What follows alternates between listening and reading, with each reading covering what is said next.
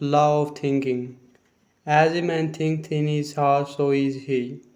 To the average person, life is an enigma, a deep mystery, a complex and incomprehensible problem. Or appears so, but it is very simple if one holds the key. Misery is only another name for ignorance. All things are miseries when they are not understood. But when we understand life, it no longer appears miseries. Man is a progressive being, a creature of constant growth, before whom lies an illimitable ocean of progress to be navigated and conquered only by development and culture of his inherent powers. The progress of the individual is largely determined by his ruling mental state, because the mind is the basic factor and governing power in the entire life of man. Attention should be given to the predominant mental state, for it will regulate the action and direction of all one's forces, faculties, and powers, the sum total of which will inevitably determine many particular experiences and the personal fate. The ruling state of mind is made up of various mental attitudes which the individual adopts towards things, events, and life in general. If his attitudes are broad in mind, optimistic in tune, and true to life, his predominant mental state will correspond and exhibit a highly constructive and progressive tendency.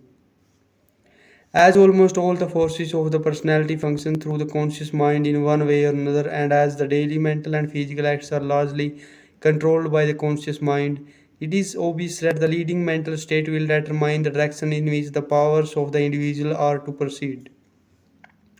If his ruling mental state is upward bound, that is, aspiring, harmonious, and positive, all his forces will be directed into constructive channels.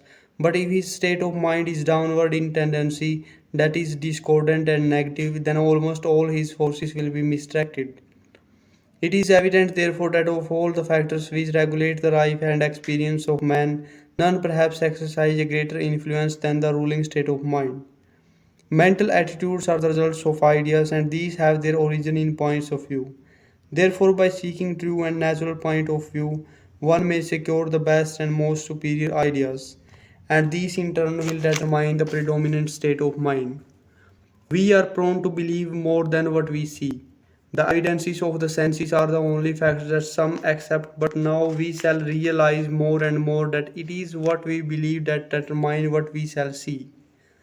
In other words, believing is seeing. More defeats and failure are due to mental blindness than to moral deviations. If one lived only by physical sight, his world would be very small. It is said of a bug that its world is only as large as the size of the leaf on which it lives. And many times it does not live long enough to consume the whole leaf. With man, if he lived according to the senses, the largest sense he possessed would be that of sight. Thus, our whole world would extend only as far as we could see. If we believed in the testimony of our eyes, we would accept many conditions that are not true. For example, if you look down a railroad track, you will observe that at a certain distance the two tracks converge at one point. This is not true. Have you ever stood on the boardwalk and watched a ship slowly sink into the sea as it sailed away? That ship was not sinking, our eyes tell us falsely. When you are worried over some obstacle or problem, just remind yourself that it may be purely an illusion of the senses, that it may not be true at all, according to the law. Did you know that you don't even see with your eyes? Your eyes are like a pair of windows. At the back of the window, there is a reflector, and this reflector in turn forms an image of what you see and sets up a wave current. These wave currents follows along thin wires and called nerves. These relays the image back to the brain. Here at the brain, it is referred to the memory center. If the picture is a common one, our memory accepts it readily. But if we are looking upon some new pictures, some new scene, our memory does not recognize it. And then we must repeat the picture over and over many times until it makes a lasting impression. Therefore, we do not see with our eyes, we see with our mind. Thought is a subtle element, although it is invisible to the physical sight, it is an actual force or substance. As electricity, light, heat, water, or even stone. We are surrounded by a vast ocean of thought stuff through which our thoughts pass like currents of electricity or tiny stretches of light or musical waves. You can flash your thoughts from pole to pole completely around the world many times in less than a single second. Scientists tell us that thought is compared with the speed of light. They tell us thought travel at the rate of 1,86,000 miles per second. Our thought travels 30,000 times faster than the sound of our voice. No other force or power in the universe yet known is as great as quick. It is a proven fact scientifically that the mind is a battery of force, the greatest of any known element. It is an unlimited force. Your power to think is inexhaustible, yet there is not one in a thousand who may be fully aware of the possibilities of his thought power. We are mere babes in handling it.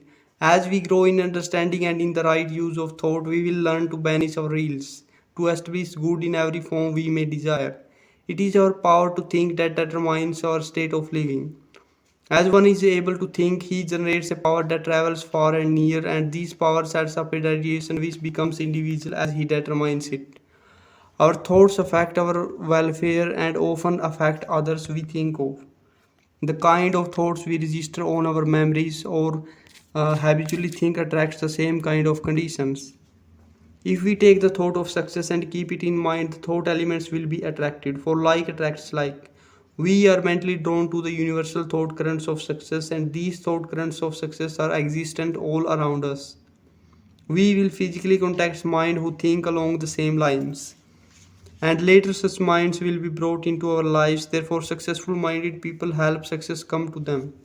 That is how successful living is founded. The law of mind is in perpetual operation, and it works both ways. Perhaps who dwell on thoughts of failure or poverty will gravitate toward like conditions. They in turn will draw to them people who accept failure and poverty. On the other hand, we can think on positive conditions, on success and plenty, and in the same manner enjoy full and plenty. What the mind holds within takes its form in the outer world. Something that we must deal with the two forces, that is, to attract the good, we must do away with the bad. But this is not true. For example, if we are cold, we do not work with the cold and heat like in order to get warm. We build a fire and we gather around the fire. We enjoy the heat that is extended from it and become warm. As we build up warmth, the cold disappears, for cold is the absence of heat. To be warm, we give our whole thought to those things which tend to create warmth. We ignore the cold in thinking of heat and bring forth heat. Prosperity and poverty are not two things, they are only two sides of one and the same thing. They are but one power, rightly or wrongly used. We cannot think of plenty and then worry about the unfavorable conditions that may seem apparent. We think about plenty, and as we think of it, lack its opposite will become absorbed or disappear. All our thoughts must be directed to that one thing that which we desire in order that our desire may be fulfilled.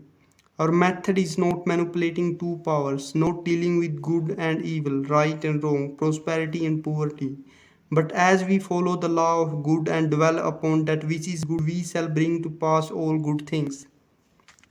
The mind force is creating continually like fertile soil. Nature does not differentiate between the seed of a weed and that of a flower. She produces and causes both seeds to grow. The same energy is used for both, and so it is with the mind.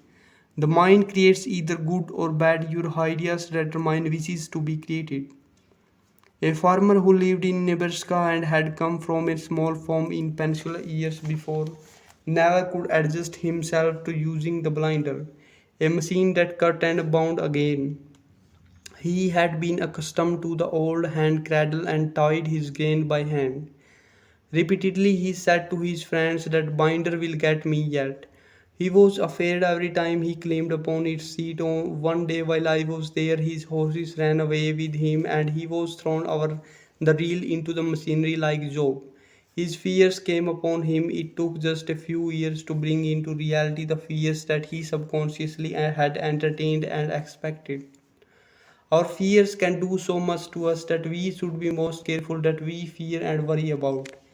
Years ago, then the flu epidemic was raging throughout the century, and letters the heading read, "Do not fear the flu." It was the caption of an article written by a local doctor who explained that fear was the greatest enemy of mankind, and that it would have a tendency to break down a person's mental resistance and make him more susceptible to the disease.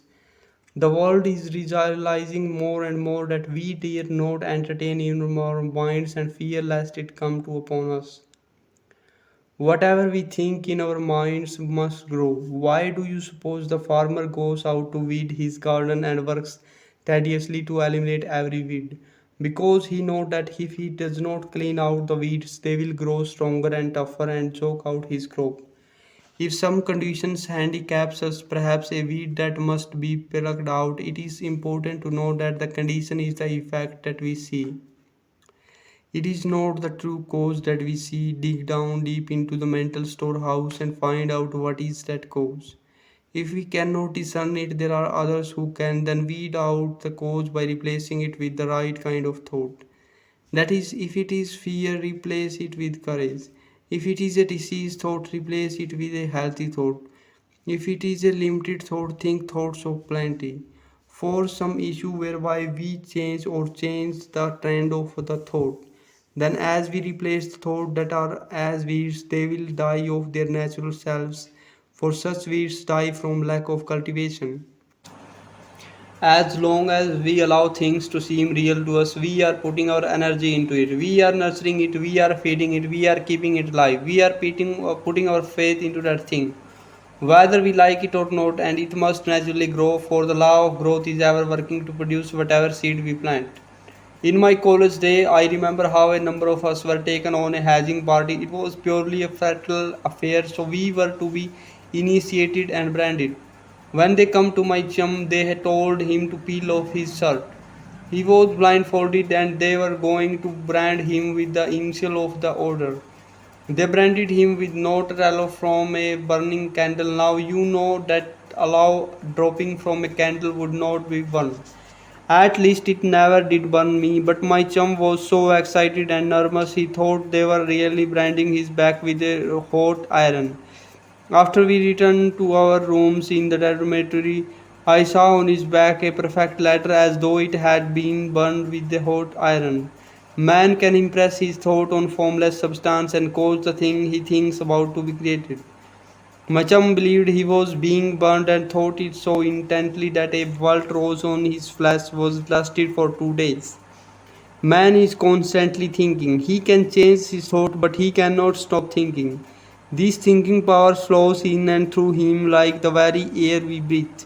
Man's problem then is to direct his power of thinking into constructive channels of expression. It is a scientific fact that no power can act without producing some kind of an effect. And by only thinking, we are continually producing effects. These effects register and record in daily life. When our thoughts are aimlessly and imperfect, we create for ourselves pain and confusion. This is misdirected energy. Now, electric energy, when it is misdirected and uncontrolled, develops lightning, a most destructive agent. Yet, that same power of lightning can be harnessed to become a most obedient and useful servant for good. The first question in our self development is, are we controlled by our thoughts or are we controlling our thoughts? As we using our thoughts for gain, are our thoughts using us for a continuous? Jesus said, seek ye first the kingdom of heaven and all the things will be added.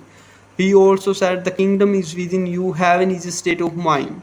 Therefore, heaven is an orderly, disciplined, constructive state of mind. To gain all things, we must first gain a disciplined, orderly, constructive state of mind. Have you a disciplined mind? Have you any dominating appetite? Are you emotional? Do you vent your feeling through impatience, temper, malice, hate, pride, envy, conceit, lies, dishonesty, and the like? Any of the negations as named, if controlling your thoughts, will delay good from coming to you. Anything in life that dominates us make us a servant to its dictates. All our weaknesses and our lacks are due to some compelling influence that blinds us and keeps from us that we naturally would receive if we were free in mind to receive them. Man, being a creature of nature, is endowed with the power to overcome all these mistakes, all these evil forces. That power is unfailing in its operation. When used properly, one can master any trial. Nature has no problems she cannot solve. She has no troubles she cannot remove. All her movements are governed by the law of order and discipline. Man can say and do the same if he will pattern after nature. But first note, nature takes no chances. There are no ifs, ands, or buts. Her forces operate under a law. If a stone is thrown up into the air, it falls back to the ground again. The law says so. Thoughts in our minds are governed by a law with the same exactness. Mind is the source and cause of conditions in our lives. Hence, it is here that we start to adjust and discipline our thoughts in order to stabilize our affairs. The fact that every problem is mental is another reason why we must learn to control our thoughts to determine our lives. But is our problem mental? Let us see. If we desire to gain wealth, we find that it is not a place nor an environment. If so, all the people in one city would be rich and the people in another city would be poor. Wealth is not the result of saving or of thrift. Many penurious people are poor. Many free spenders are rich. Wealth is not due to any certain business, for men in the same business are poor and rich alike. It is something within the mind of man that makes the wealth. And the something in the mind of man is the quality and type of thoughts he entertains. Look at nature again. We see she has every moment well organized. A cut flower soon wilts and dies because it has been taken away from the source of its life. If a dog jumps off a barn roof, he lands with a thud and suffers pain for his act. Instinct warns a dog not to take advantage of nature. Does the hungry lion in the jungle roar and lash in an effort to find his prey? Instinct warns the lion to be quiet, to steal carefully upon his prey, to stake his meal. Have you ever observed how Mrs. Cat will patiently wait for hours to Mr. Mouse? These are samples of organized action that is instinctively in any animal. This instinct must be adhered to by man. This is the organized method, the constructive method. A disorganized method would be destructive and negative. Man must stoke success to any worthwhile enterprise, similar to the lion who stalks his meal. Man must work himself up to gain success. He does not fall into it. Just to roar or to shout his statement is not enough. Birds of dollars will not fall out of trees through fright. They will more likely fly away. When our ideas are organized, they are under our thought. That is, our thoughts are so arranged that they work together as a single unit. Our minds must be controlled in their expression so that every process of thought will be in an orderly fashion. All action is the result of thought. It determines the conditions of life, and to have better conditions in life, we must first make efforts to organize our thoughts. We wish to gain the best in life, but we do not know how to think correctly. The average person thinks at random. He has no clear design in his mind to which he can frame his thoughts. If he has a design, he does not direct his daily efforts toward it. Most of his thinking is beyond control, chaotic, and unorganized. This is why disappointment and failure are always near, for they thrive on indecision. We attract only what we think or create. This is the law of thinking. To achieve success, we must think it, we must work it, we must become it. To advance, we must make some effort to rise. To obtain happiness, we must adapt our life to the law of harmony and order. To rise above any limitation, we must organize our thinking along constructive lines. If man wishes to climb a hill, he does not sit down at the base of it and pray to the God Lord to lift him, hoping the Lord will pick him up boldly and carry him to the top, or give him a pair of wings to fly. The natural thing he does first is to organize his thought. He decides he is going to climb the hill, and then he starts to climb. He climbs steadily, keeping his eye ever on the top. He may find another peaking fail. He may have to stop to rest to gain his strength. But as he keeps his thoughts collected and his desire intact upon reaching the top, he will eventually get there. A woman wanted to dispose of her home. She could not understand what was delaying her answer. For he had been praying, she said. For some time I asked her, what do you do towards working with Allah? Tell me what you did yesterday. Well, first she prepared breakfast for her family. Then she got the children off to school. Then she said she always spent 30 minutes with her silence and her reading. After that, Mrs. Jones called her on the phone and they had a lengthy chat, but it was of little importance. Then it was time to prepare lunch. After lunch, her neighbor called her out to see the garden. And she stood and talked over the fence for more than an hour. But I asked, what did you do in between these incidents? She replied, whatever came to my notes that had to be done. I was busy all the time, but somehow she added, I first never liked housework. Where did she fail? First of all, she lacked discipline in mind except where others demanded it. Her husband demanded it, the school demanded it, so she got the breakfast and the children off to school on time. You don't make any effort towards selling your house, I stated. You thought 30 minutes silence would do it. Instead of organizing your time and work, you did just whatever came along. Her housework controlled her, she did not control her time or her work. She saw the truth. She went back home and each day thereafter outlined her work mentally.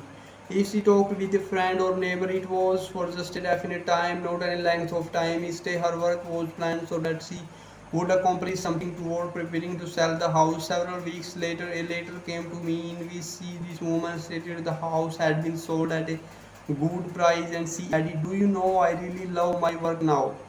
When the day is done, I have accomplished so much more and I am not nearly as tired as before. I am teaching my children to be orderly thinkers. Do you do just whatever comes along? Do you plan your day that something definite will be accomplished toward your aim, your ambition? One type of people we call drifters, the latter type we call builders. A president of an automobile company whose output of cars was 76,000 last year put out more than 1.5 million. How did he do it? Each day he carefully planned the work so that steadily his organization was becoming more disciplined and cooperative work so that until they work as a single unit, he said when interviewed. He planned more than the job required, so he was always assured of reaching his goal. Whether he knew it or not, he was in tune with the law of orderly thinking. If we have any problems, it is because we are not controlling our ideas. Nature has no problems because she is orderly and disciplined. Self control consists of an organized thought direction, that is, we start out with a well defined aim or objective. Think toward it continuously, not just for 30 minutes. Plan our time and work so that fill our day so full of constructive duties that there is no room for idle chatter or waste of any kind to enter in. This development will enable us to move steadily upward towards success. When all things are in harmony and order, problems will be ceased to be perplexities, and miseries will cease to be miseries. Knowledge and understanding will supplant fear and ignorance, and that which was invisible will become visible. That which was unknown will become known. Life with its circumstances is no longer an enigma but a clear interpretation of the law of thinking. We are what we are according to our state of thinking. We attract only what we think or create. That is the law. Thoughts are things. I hold it true that thoughts are things. They are endowed with body and breath and wings, and that we send them forth to fill the world with good results or ill. That which we call our secret thought spans forth to earth is remote sport, leaving its blessings or its views like tracks behind it at its course. We build our future thought by thought, for good or ill, yet know it not. Yet so the universe was wrought. Thought is another name for fate. Choose then thieves, destiny, and